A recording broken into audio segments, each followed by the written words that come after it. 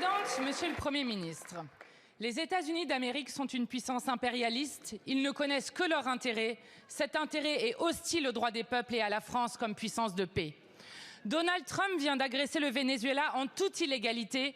Il s'en est vanté, comme il s'est vanté des bombardements sur des civils et de l'enlèvement du président et de son épouse. Avec Poutine et Netanyahou, Trump détruit le droit international. Trump admet qu'il agit pour le pétrole vénézuélien. Pourtant, il y a toujours des agents du service après-vente du Pentagone pour faire la propagande à sa place. Certains voudraient faire croire que les États-Unis agissent pour la liberté et la démocratie. Trump, qui opprime les femmes, les LGBT, les musulmans et les réfugiés, est repeint en héros des droits humains par des atlantistes fanatisés. Personne n'est dupe. L'enjeu n'est pas la nature du gouvernement vénézuélien. Les changements qui doivent intervenir appartiennent au peuple et à lui seul. L'enjeu est d'affirmer que de telles agressions au mépris de la Charte des Nations Unies sont inacceptables. La France doit parler d'une voix forte pour s'opposer à cet impérialisme forcené aux côtés de la Colombie, du Brésil, du Mexique ou encore de l'Espagne. Emmanuel Macron nous fait honte. Ni condamnation, ni mention de l'agresseur. Jusqu'où le président abaissera-t-il la France? Pourquoi s'est-il couché devant Donald Trump en refusant de défendre le droit international? Pourquoi défendre l'OTAN au service d'un État qui nous menace et nous rançonne? Monsieur le Premier ministre, accepter que le droit international soit à géométrie variable, c'est légitimer le règne de la violence généralisée.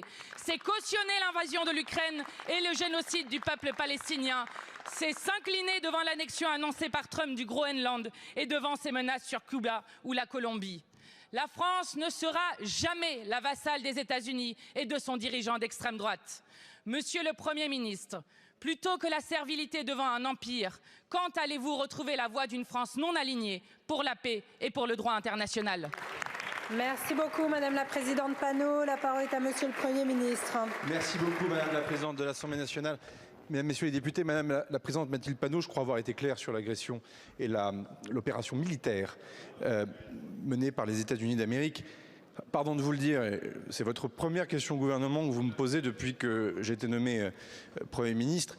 C'est très compliqué de vous entendre dire pas de double standard, ce avec quoi je suis complètement d'accord, et ne pas aussi appliquer la lecture du droit international sur la nature même du régime de Nicolás Maduro au Venezuela. Opération électorale viciée. Les résultats n'ont même pas été promulgués. Police vénézuélienne pratiquant la torture, la détention sans raison, aucune séparation des pouvoirs. Pardon, on ne peut pas d'un côté dire que la police de la République, ici en France, tue, dire ici que